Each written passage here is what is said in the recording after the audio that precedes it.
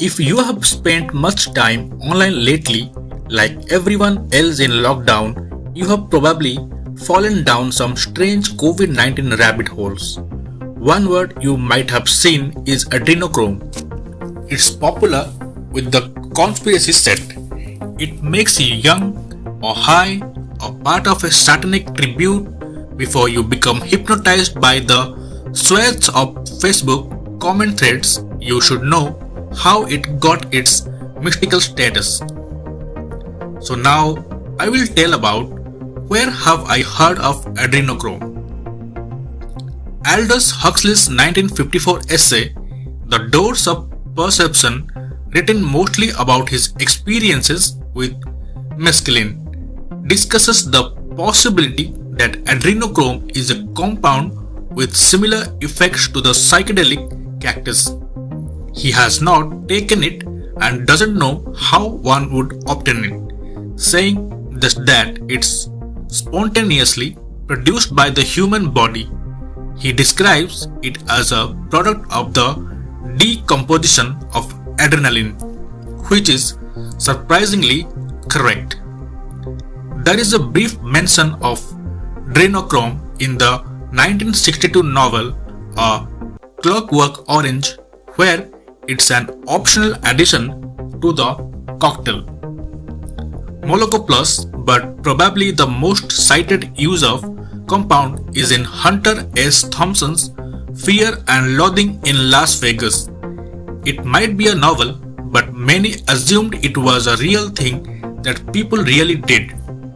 Thompson did not explain the adrenochrome buzz in great detail, but this probably isn't too far from his vision. So, does adrenochrome exist at all? Yes. Just like Huxley said, adrenochrome is a compound formed by the oxidation of adrenaline. Its main medical use is to slow blood loss by promoting clotting in open wounds. It's available for purchase online by researchers, with most outlets stating its source is synthetic and its uses are the inhibition of comet, which deactivates certain neurotransmitters, and the synthesis of prostaglandins, which is the fats involved with blood clotting. When asked for a comment, the University of Auckland Neuropharmacology and Neuroscience departments said it wasn't on their radar.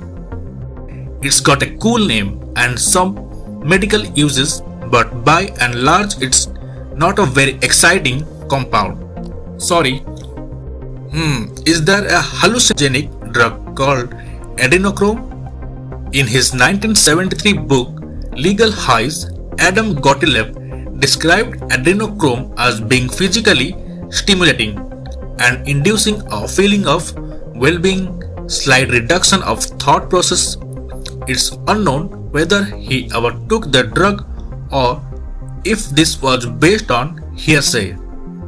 Legal Highs also contained entries on catnip and guarana, so the bar for a high was low. Most reports of adrenochrome throughout literature sound a lot like DMT. It's very possible beatniks just gave DMT the cool name adrenochrome, and the real compound got caught up in the mix. So why are people talking about it now? Adrenochrome is a popular topic in conspiracy circles. It is a drug of the Hollywood elite. It's addictive. It's harvested from tortured children in satanic rituals they recount. The current strain of theory is that a huge amount of celebrities have come down with COVID-19 due to a tainted batch of adrenochrome. Most celebrities classified as liberal Hollywood elite are American or British, two nations that have been struggling to manage the COVID-19 outbreak, so it's not hugely surprising that many have contracted the virus.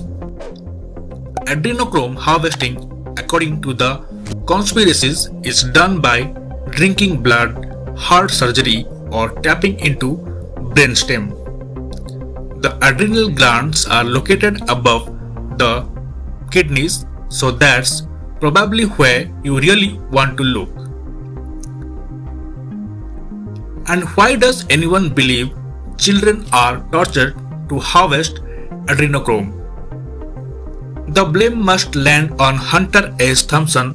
In Fear and Loathing, the character Dr. Gonzo says there is only one source for this stuff: the adrenal glands from a living human body. It's no good if you get it out of a corpse.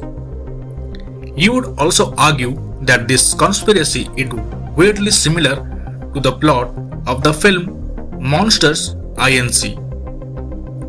And maybe that's part of the cultural background making those theories seem reasonable to some. So guys, internet is a strange place to look for information, since everything available here is motivated by money earning. Information can be misinterpreted, so choose wisely.